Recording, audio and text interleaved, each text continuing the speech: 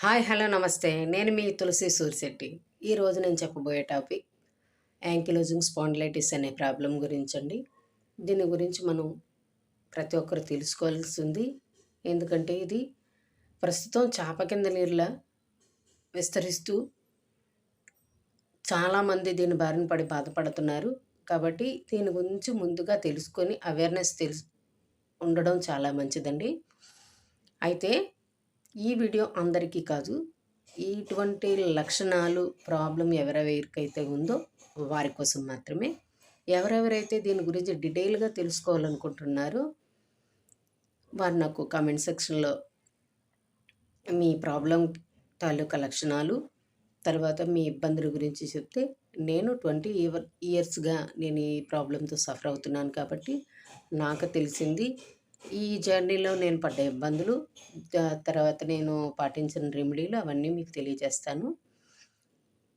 తర్వాత మనందరం కలిపి ఒక ప్లాట్‌ఫార్మ్‌గా ఉండి ఒకరి కష్టాలు, మంచి చెడ్డలు అంటే ఈ జర్నీలో మరేవో విషయాలు కాదండి. ఓన్లీ ప్రాబ్లమ్ గురించే. ఎలాంటి రెమెడీస్ పాటిస్తే మనకి ఈ హెల్త్ కొంచెం మన లైఫ్ లీడ్ చేయడానికి బావుంటది. మరి మంచానికి అతుక్కుపోకుండా ఉన్న పేషెంట్లు ఉండడానికి అవుతది.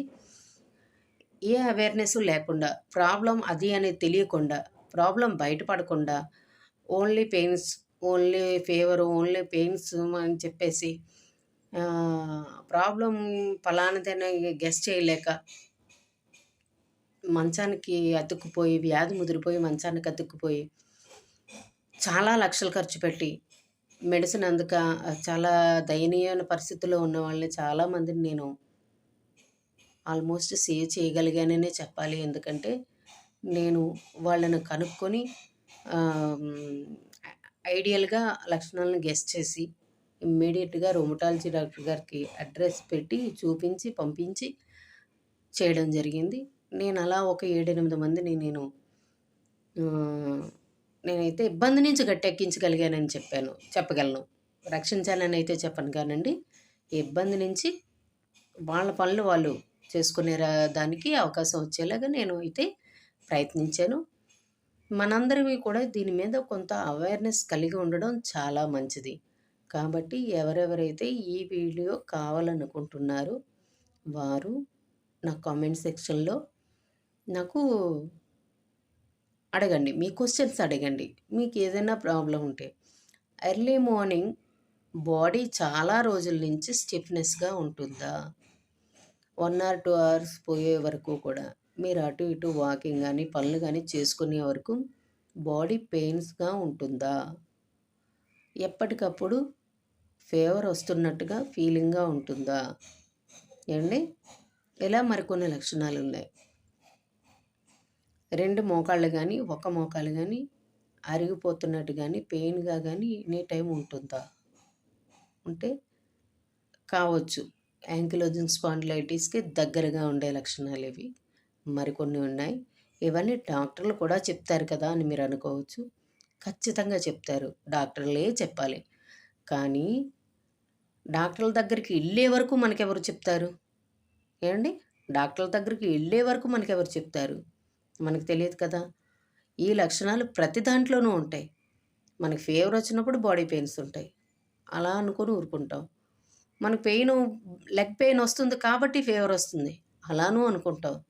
కాబట్టి దీని గురించి మరింత వివరంగా, డీటెయిల్‌గా ప్రతి విషయం మనం ఒక ప్లాట్‌ఫార్మ్‌గా ఏర్పడి మాట్లాడుకుందాం. మీరంతా మీ అనుభవాలను నాకు తెలియచేయండి. మీరందరూ కోరుకుంటే గనక, మీరందరూ అడిగితే నేను ఖచ్చితంగా దీని మీద పెద్ద వీడియో చేస్తాను.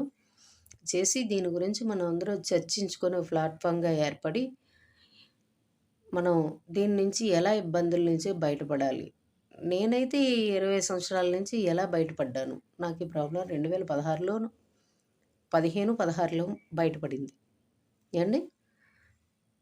చాలా అంటే చాలా ఇబ్బందులు ఫేస్ చేశాను ప్రాబ్లమ్ గురించి. చాలా మెడిసిన్స్ యూజ్ చేశాను. చాలామంది డాక్టర్ల దగ్గరికి వెళ్ళడం జరిగింది. అందరూ రొమటాలజీ డాక్టర్లేనండి. మరేం కాదు. రొమటాలజీ డాక్టర్లకి దగ్గరికి వెళ్ళాను. ఇంకా మంచి రెమెడీస్ ఉన్నాయి నా దగ్గర. మీకైతే కావాలనుకుంటే గనక నాకు కామెంట్ రూపంలో అడగండి. మీ క్వెషన్ ఏంటనేది అడగండి. నాకు తెలిసినంత వరకు 20 సంవత్సరాల వరకు ఈ ప్రాబ్లమ్ ఫేస్ చేశాను కాబట్టి, నా దగ్గర చాలానే సమాచారం ఉన్నదని అనుకుంటున్నాను నేను. ఇది మీకు ఉపయోగపడుతుందని అనుకుంటున్నాను. కేవలం ఈ వీడియో చేయడం గురించి నేనిది చెప్పటం లేదు. చాలామంది ఈ అవేర్‌నెస్ లేక మంచాన పడి వ్యాధి ముదిరిపోయి లాస్ట్ అండ్ ఫైనల్ స్టేజ్‌కి ఎళ్ళిపోయే వరకు ఉండిపోతున్నారు. అలా మనం కాకూడదు కాబట్టి ఈ వీడియో చేస్తున్నాను. ఏవండీ? Thank you.